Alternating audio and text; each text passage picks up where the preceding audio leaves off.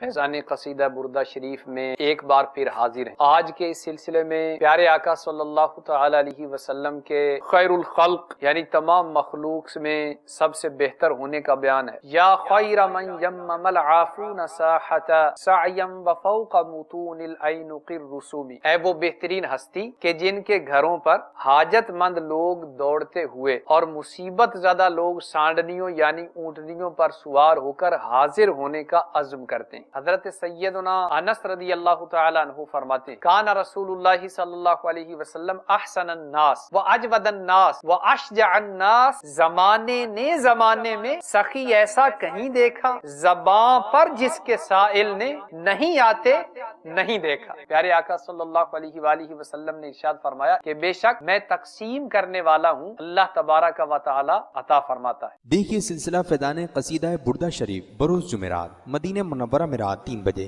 اور پاکستان میں صبح 5 بجے مدنی چینل پر۔ صلو علی الحبیب صلی اللہ تعالی علی محمد۔ مجھے اپنی اور ساری دنیا کے لوگوں کی اصلاح کی کوشش کرنی ہے انشاءاللہ۔